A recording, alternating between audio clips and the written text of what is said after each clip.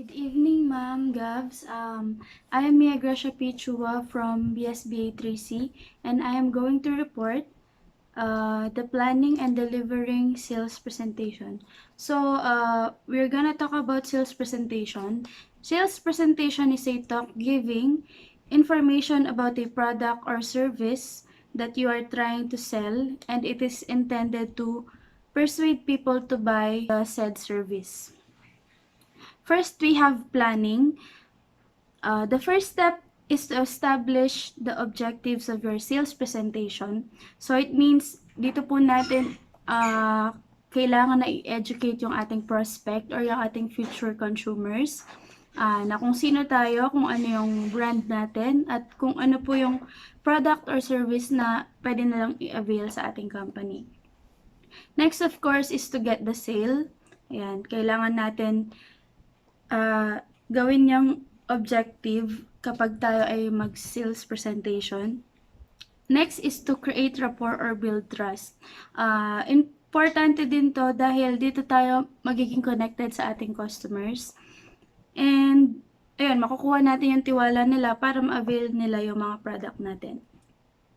Next, kailangan din daw natin malaman kung sino yung mga audience natin. So, ito yung ating mga future consumers or customers, which are the prospects. At, syempre, kailangan din daw nating paghandaan at i-anticipate kung ano yung mga expectation ng mga prospects natin. So, last but not the least, dito rin natin kailangan i-determine kung gaano katagal or kaikli yung sales presentation natin. So, based to dun sa kung anong product or service yung ating ipepresent sa ating mga prospect. Pero meron tayong minimum or ito yung mga usual na length or duration ng isang sales presentation. So, we have 30 minutes to 45 minutes and maximum na yung 1 hour or 60 minutes. Next is presenting. Here are the two ways to make your sales presentation more effective. So sabi dito, first is supporting. While creating a sales presentation, focus on your objectives and few key points of your message and support them with evidence. So dito sa supporting, kailangan po merong maganda at mas magiging kapanipaniwala yung sales presentation natin kung mag-i-include tayo ng mga customer manifestation or yung personal na paggamit talaga ng mga customer natin at yung feedback nila and experience dun sa product or service na in-avail nila sa atin. Mas appealing daw yon and convincing at saka madaling matandaan kasi may mga tao na nakagamit or naka-experience nung ating product or service. So, next is delivering. Sabi dito, kapag delivering na daw ng ating sales presentation, kailangan daw natin magbigay ng atensyon or dito tayo mag-focus dun sa mga techniques na kailangan nating i-enhance or pagbutihin pa.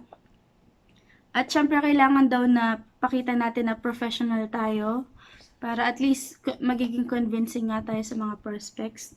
At syempre, kailangan daw dito, yun, yung palaging sinasabi ni Ma'am Gabs na kailangan confident ka sa kung ano yung pinipresent mo na product. At meron ditong mga some essential techniques in delivering impactful presentations that you must be aware of or kailangan nyo daw isama. First is controlling your nervousness. So, syempre kapag alam naman natin pag kinakabahan tayo, ayan, nadadamay kung paano tayo mag-deliver ng mga words at makaka-affect yan dahil nagbibigay tayo ng rapport sa customer or sa future customers natin. Kailangan yung pagbigkas natin ng mga words is kapanipaniwala at convincing.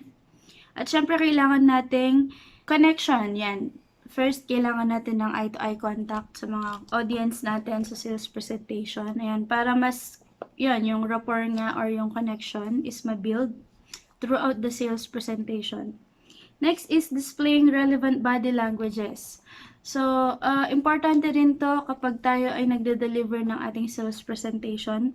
Dahil kung, for example, ikaw yung nasa harap, tapos nagpe-present ka, galaw ng galaw yung kamay mo, syempre nakaka-distract yun at hindi magandang tignan, lalong-lalo na kung ikaw yung nagpe-present. At syempre, kailangan din daw natin gumamit ng mga appropriate na languages and tone of voice. Syempre, tayo ay nagko-convince ng ating mga prospects or ng audience. So, kailangan yung voice natin, kailangan clear and hindi yung pagalit na tono na baka may ibang ma-offend na audience. So, next is we have types of sales presentations. So we have 3 types of sales presentations. First is the standard memorized presentation, the outline presentation, and last is the program presentation. So for the standard presentation, standard memorized presentation, it is also called as canned presentation. It is a carefully prepared sales story that includes all the key selling points arranged in most effective order. The presentation is usually developed after a careful analysis of the sales stories of the most successful salespeople. The best features and sales points from the various presentations are incorporated into a sales story, which is then memorized. These are memorized by the salesperson. The salesperson presents the same selling points in the same order to all customers, and some companies insist that their salespeople memorize the entire presentation and deliver it word for word. Others believe that the salespeople should be free to make some adjustments. So, dito sa the standard memorized presentation, so yun, nabanggit naman na ina-allow ng company nila or ayun, sabi dito, ini-insist daw ng mga companies na kailangan i-memorize nila yung sales story or kung ano yung flow ng sasabihin nila or kung ano yung script nila na sasabihin throughout the sales presentation. And, ayun, merong mga key points lang na sasabihin. So, kung i-memorize siya, medyo hindi naman yung mga sentences or paragraphs. Ganun. And, meron daw mga advantage yung paggamit ng standard memorized presentation. These are some of the advantages. First is, it ensures the salesperson will tell the complete and accurate story about the company's products and policies. So, sabi dito, yung advantage daw ng standard memorized presentation, makakasigurado daw na yung salesperson na magpipresent sa sales presentation ay masasabi niya na kompleto at yun, sakto kung ano yung nakasulat dun sa kanilang module, na yun din yung i-share niya dun sa mga ating audience. Next, it encompasses the best techniques and methods used by the most successful salespeople. So, sabi dito, ayun, makakasiguro din daw na yung gagamitin lang ng ating mga salesperson or salespeople ay yung mga best techniques and methods na ginamit na ng mga naging successful na salespeople. Next, it helps the new and inexperienced salespeople. So, nakakatulong din daw ang standard memorized presentation para sa mga baguhan na salesperson na, ayun, nag-present ng sales. And, next, it eliminates repetitions daw and saves time for the both salesperson and the buyer. So, isa pa daw na advantage ng sales standard memorized presentation is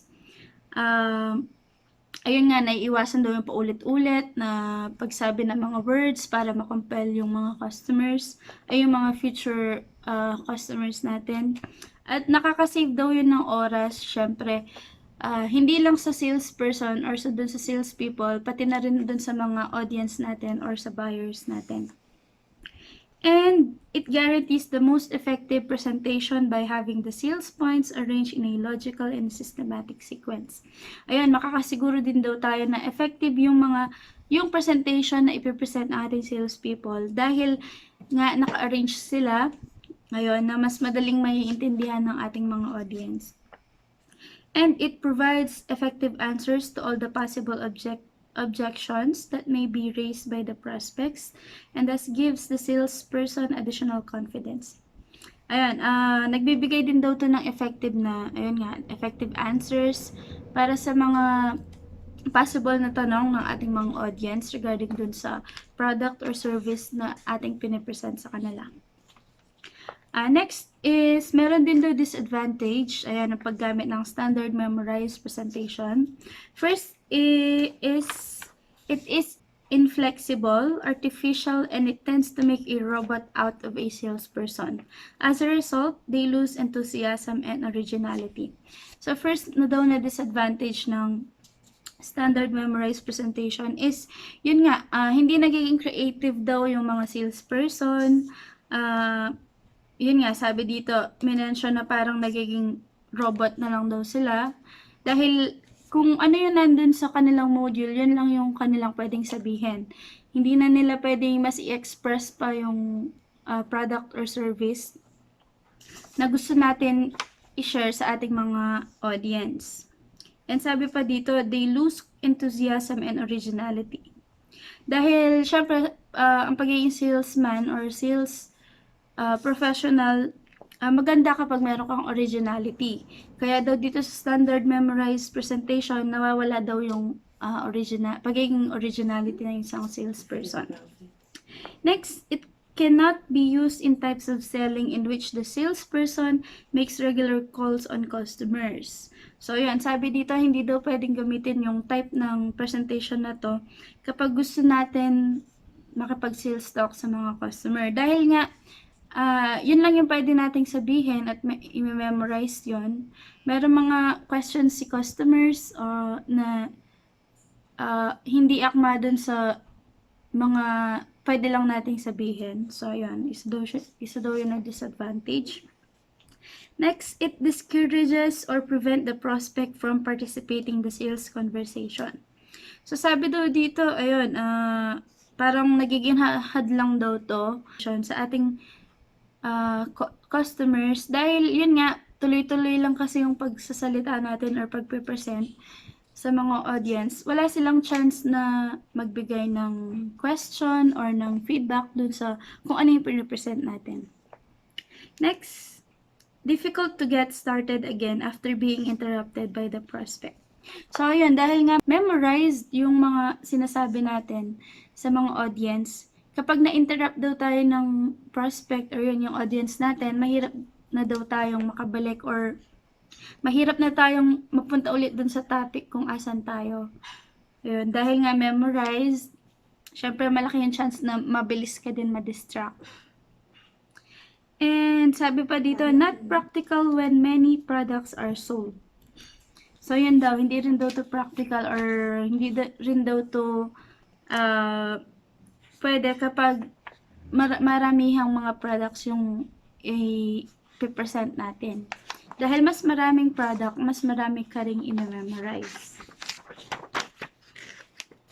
Next is outline presentation. So, outline presentation differs from the standard memorized presentation in that it is more flexible and need not to be memorized. It is usually consists of systematically arranged outlines of the most important sales points.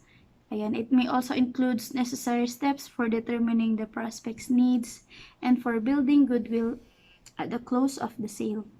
So, sabi dito yung outline presentation naman daw, kabaliktaran or iba siya dun sa standard memorized presentation. Dahil dito, sa outline presentation, hindi na daw kailangan mag-memorize at madali kang makapag-explain dahil yun nga, ma-enhance mo yung pagiging flexible mo dito sa presentation na to.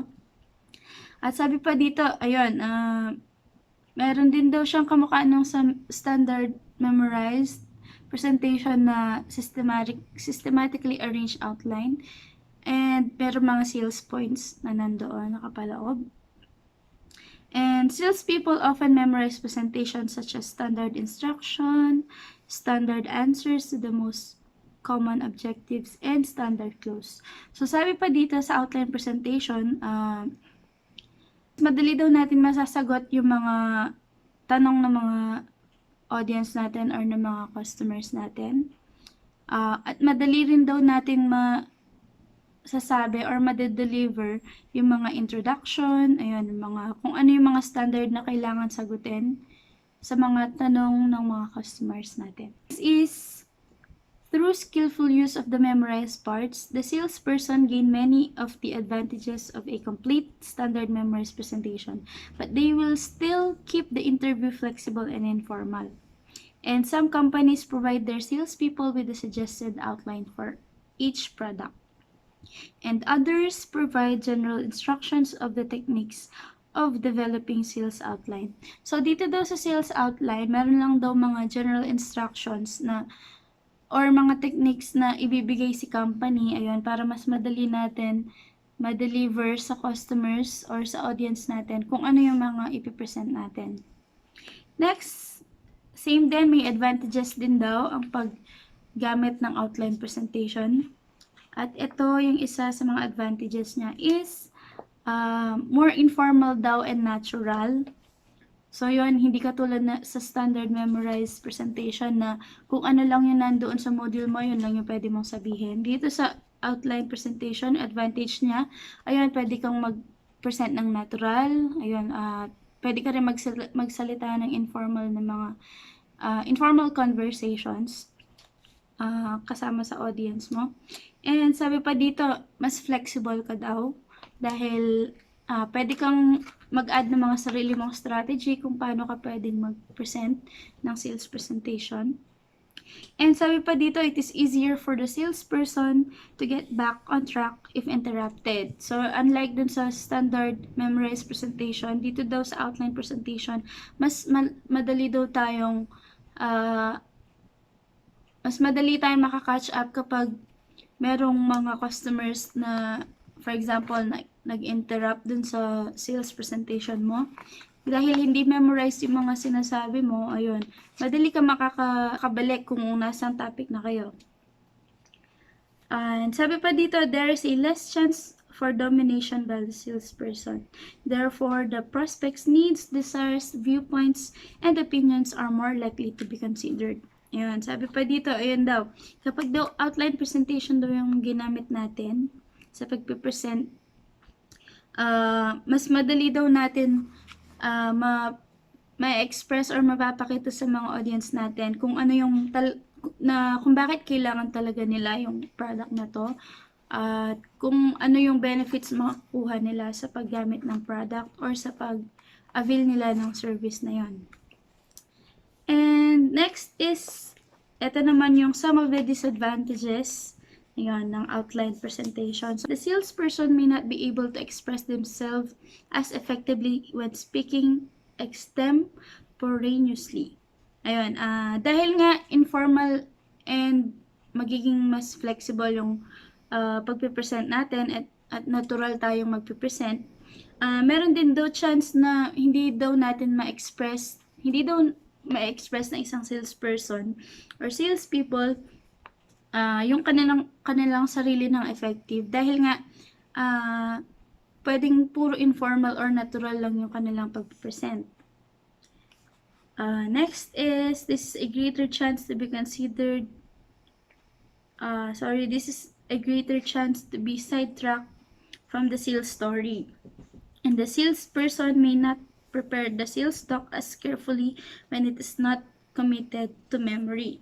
So, one of the disadvantage pa daw ng outline presentation is, pwedeng daw yung salesperson na magpipresent is hindi na niya masyadong paghahandaan yung sales presentation niya dahil nga hindi naman ina-allow na i-memorize lahat ng nasa module niya. Next is the program presentation. Dito naman, it consists of a complete written or illustrated presentations developed from a detailed and comprehensive analysis or survey of the prospects or customers' needs. It extensively used in trade selling and for advertising, industrial and office equipment, supplies, and in management consulting work. So, dito naman daw sa program presentation, ayun, consist daw siya or binubuo daw siya ng mga written or illustrated presentations. So, ito yung mga documented talaga na presentations na maraming na detalyado tong mga to at syempre pinag-aralan at nag-base sila sa mga analysis at survey from the prospects needs or the customer's needs. At madalas daw itong ginagamit sa trade selling and sa advertising, industrial and office equipment, supplies, and management consulting work. So, same din, may mga advantages at disadvantages din ito. So, dito muna tayo sa advantages of program presentation. First, it provides an opportunity to determine the real needs and problems of the prospect. Emphasis is put in the right place, and these are the needs of the buyer. So, sabi dito, ayan daw, mas nade-determine or natutukoy daw natin kung ano talaga yung mga kailangan ng ating mga prospects or audience. Dito natin napapakita na bakit kailangan talaga ng mga customers natin itong product or service na pinapresent natin. Next, it provides the sufficient time to gather and analyze the facts to prepare the most effective solution to the customer's problem. Sabi pa dito, ayan daw, nagpo-provide din daw to ng mga informations and mga facts na talagang maniniwala si customer na kailangan talaga nila ito. Nagpo-provide din daw to talaga na ito yung solution or ito yung sagot dun sa mga needs or mga problema, madalas na problema ng ating mga audience. Next is they provide the opportunity to develop a polished and personalized presentation.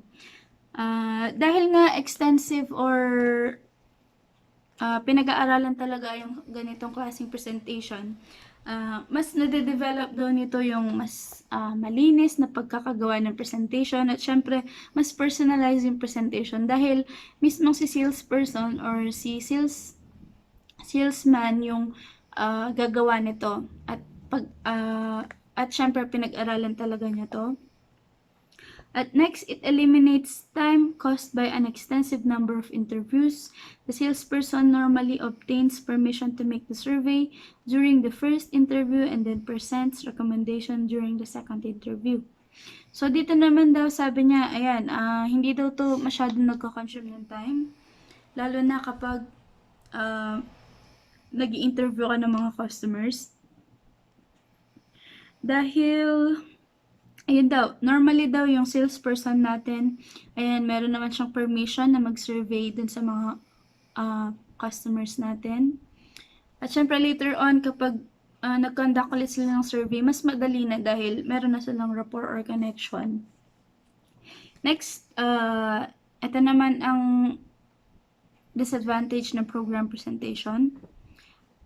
Time-consuming in the part of the salespeople to create a complete written and illustrated presentation from the details or data of the customer, especially when dealing with a lot of prospects. So, yan. Ito lang yung disadvantage na na-search ko sa program presentation. Sabi niya dito, time-consuming daw siya. Dahil, yun nga, dahil personalized at may survey ka na gagawin, mas madami daw yung mga written at saka kailangan na illustrated na presentation na gawin. Lalong-lalo na iba-iba kasi yung details ng bawat isa na audience or prospects na kailangan nating presentan ng ganitong sales presentation. And next is how to deliver the sales presentation. First, is less is more. So we're talking about business people with hectic schedules here, and you're wasting their time going on and out about your company's mission and vision, product features, overviews, or awards. Your prospect aren't interested in that at all. All they care about is their issues and challenges and what you are should be focused on too. So cut straight to the chase by making your main point. So sabi dito, less is more. So ibig sabihin, nowadays po kasi mga customers natin, lalong-lalo na ngayong panahon ng pandemic, mas gusto nilang makita yung mga ipipresent natin na product or service na to the point na bakit namin kakailanganin yung ganyan. Meron sila mga times na gusto nila straightforward na hindi na nila kailangan alamin kung ano yung mga mission and visions, kung ano yung mga objectives ng company. Siyempre, kailangan i-avail nila kasi yung product. Kaya naman, gusto nila straight to the point na yung information na ibibigay natin is regarding sa product na agad. Next is expose problems first. Instead of talking about or currently irrelevant things such as how many employees your company has or how you play on achieving your 5-year goal, you should start with the frustrations and problems that your prospect is facing at the moment. So sabi dito, ayun, mas maganda daw kung i-expose mo muna or ipakita mo muna sa customer or i-realize natin sa kanila na kung ano talaga yung needs or problems nila nowadays. At saka doon natin ipapasok, syempre, yung product natin nasasagot doon sa kanilang problems or needs. Next is optimize your content. If you're delivering your presentation live, it is important to stick with one rule: avoid clutter. You don't need to have everything you say written down or it's boring and suffocating. Instead of that, fill your presentation with powerful imagery that will illustrate your words. Ayan, so kapag daw nagpe-present tayo, kailangan daw yung content natin is mapakita natin ma-present natin na maayos. Siyempre, mas maganda daw kasi na kapag sa presentation, mga pictures, and mga images, mga slides, and pwede din daw yung mga video para mas creative na tignan at talagang pinaghandaan at connected pa rin yung mga connected pa rin, syempre kailangan yung videos and images na ipapakita natin dun sa product natin. And next is show case studies. So after you've captured your prospect's interests by addressing their problems and offering them solutions, it's time to show them how that worked from some other companies. So sabi dito, yun daw, magpakita ka ng mga case studies or mga studies na nagpapatunay na itong product or service na pinipresent natin sa kanila is effective at makakasagot talaga dun sa current na problems nila or needs nila. And next is be open for interruption. Sabi dito, whenever you notice that your prospect wants to say or speak something, or if their expression changes, encourage them to discuss it with you. That's an excellent way to get spontaneous feedback and explore everything that concerns your potential customer. Make sure to acknowledge the interruption, as whatever your prospect has to say is more important than keeping up with the speech that you've prepared. This interactively will provide you with the valuable information and give you a chance to explain any confusing points or dispel any doubts that your prospect harbors. So sabi dito, maging open daw tayo sa mga interruptions galing sa ating mga audience. Mas maganda daw na isali natin sila dun sa presentation at alamin natin kung ano yung kanilang say or kung ano yung kanilang concerns regarding the sales presentation mo. At that point, ma-explain mo or masasagot mo yung mga tanong nila na gusto nila syempre masagot galing mismo sa salesperson or sa salesman. Next is be relevant. In order to create engaging high-quality content, it is crucial to use engagement analytics. Online presentations offer you this possibility. As you can see how much time prospects spend on each page, whether they browse all the pages till the last one or drop out, or what they skip. After you analyze everything, you can use the obtained information guidelines for structuring your next presentation. In other words, you should place everything that you think is important at the beginning of their text.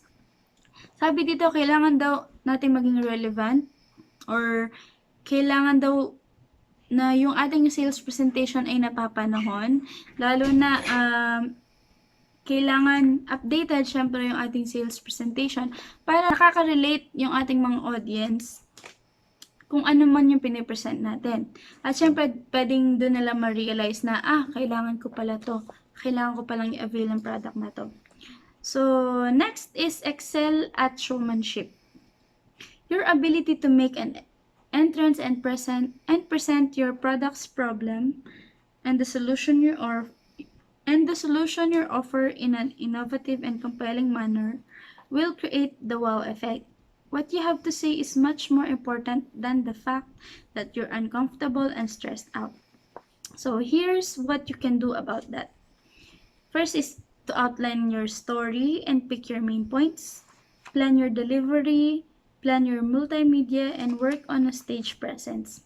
So dito naman, kailangan daw pag magpe-present ka, kailangan daw ipakita mo yung trait mo na showmanship.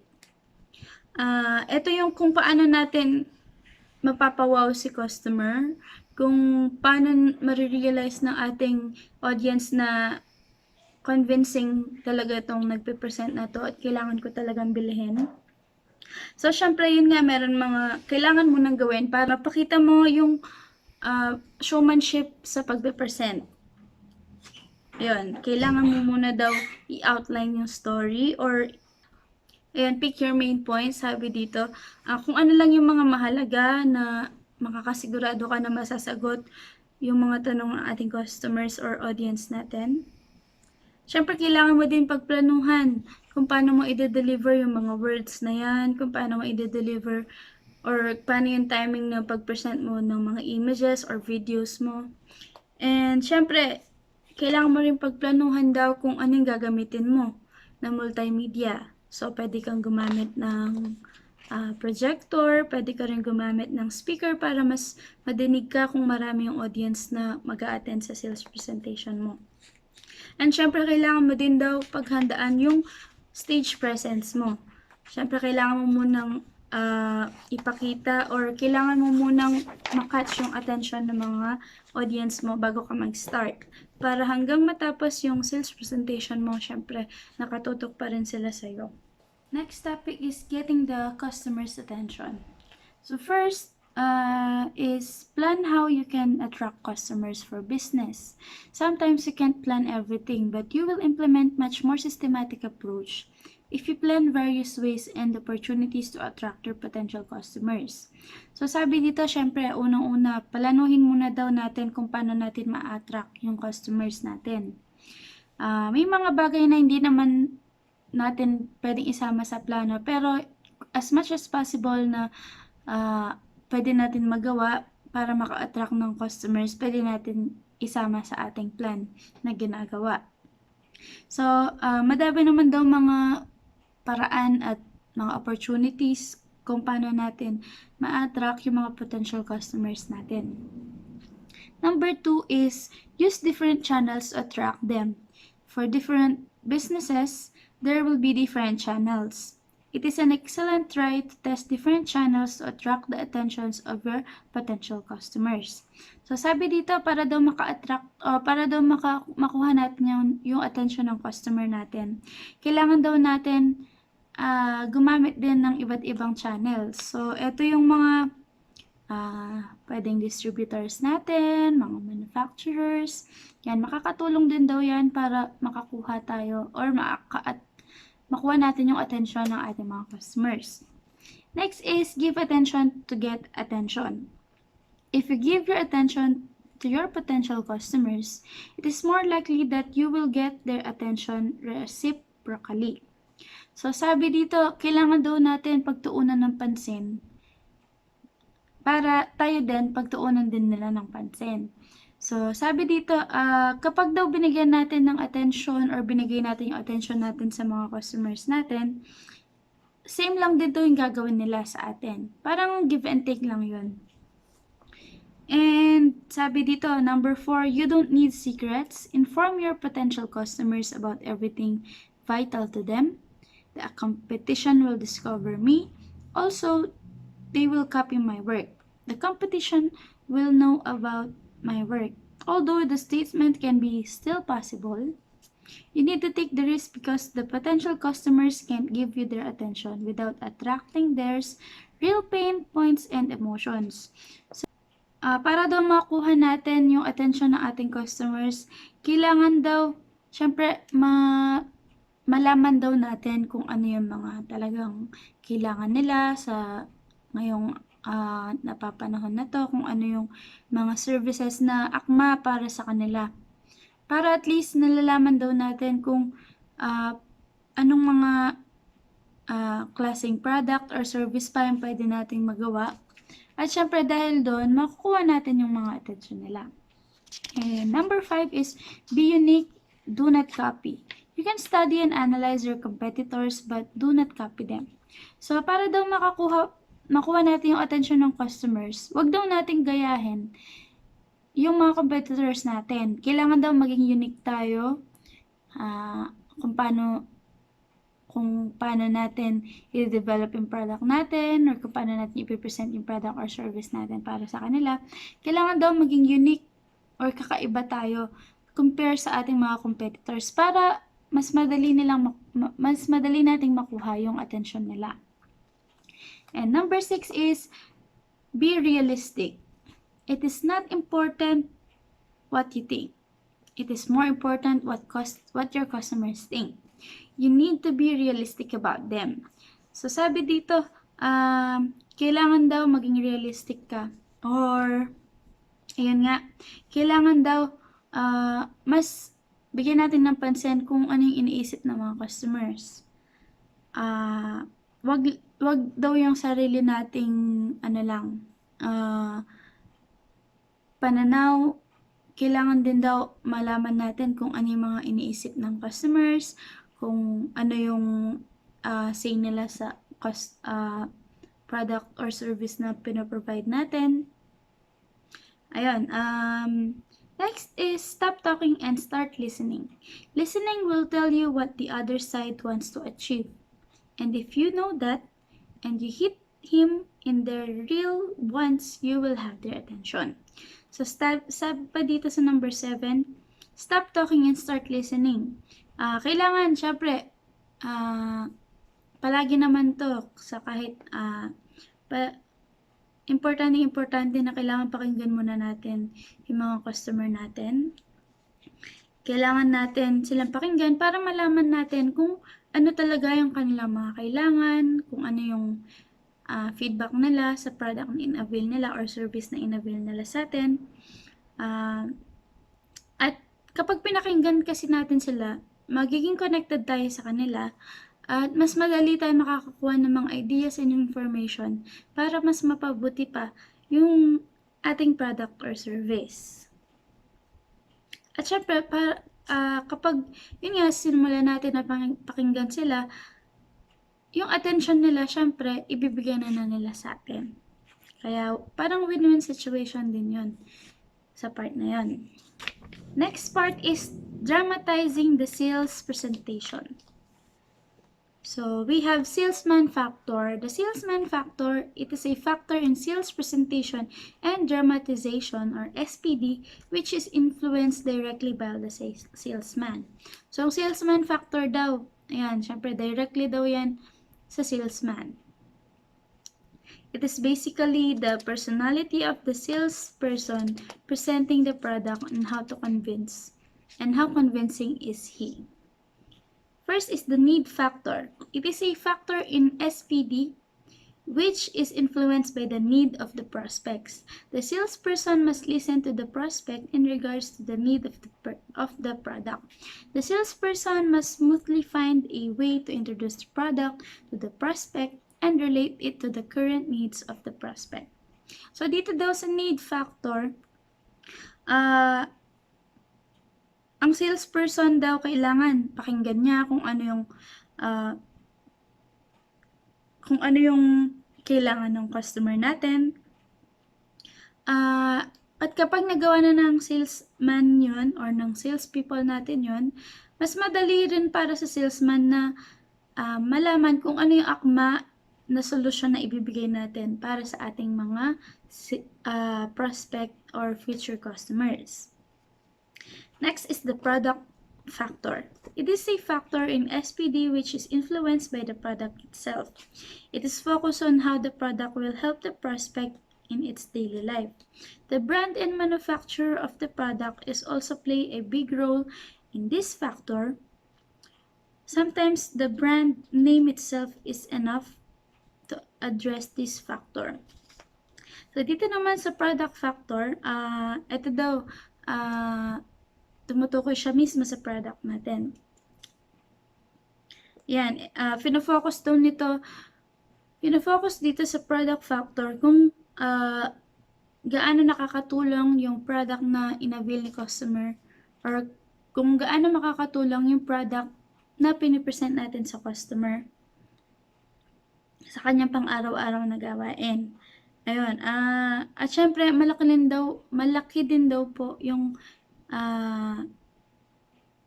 malaki din daw yung parte ng manufacturer at syempre ng mismong brand ng product sa factor na to. So, pag kasi yung brand mo is sikat, yung product mo madali lang din siyang ma-focus. Next is the service factor. It is a factor in SPD which focuses on the post-purchase service that the manufacturer and provide can guarantee the prospect. It is very important to discuss with prospects, especially for expensive and bulky products. So, dito naman daw sa service factor, nag-focus daw to kapag dun sa pagkatapos ng ma-purchase ni customer yung product na in-avail niya. So, dito daw malalaman kung ano yung mga, dito kasi sa service factor pwedeng gawin natin is tawagan si customer after a week kung ano yung experience dun sa product natin para mas malaman natin kung ano pa yung pwede nating i-improve or kung ano yung naging problema or kung ano yung naging experience ng customer regarding dun sa product na na-avail niya. Next is the price factor. It is a factor in SPD which focuses on the price of the product. People may react differently in regards to the price. It is the task of the salesperson to position the price of the product as reasonable and flexible so that the prospect accept the offer.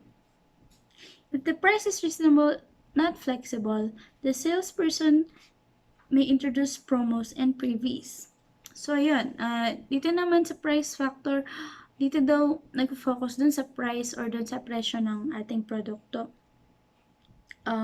Meron daw kasing instances na bibilhin na maganda yung ang tawag dito, maganda yung benefits na mabibigay nung ating product, tapos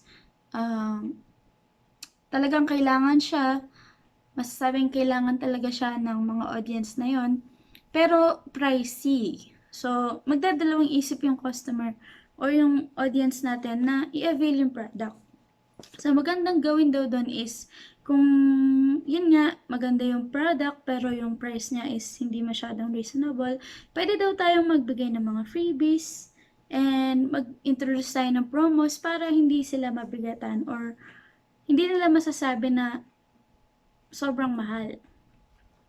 Next is the time factor. Time factor is a factor that focuses on the timing of the SPD. Timing is essential in all sales presentation. The prospect may not on a hurry and must be comfortable during your presentation. Most of the time, you are not yet finished with your presentation and you already see the interest of the prospect, which is maganda. It is the right timing to close the deal and take the order of the prospect.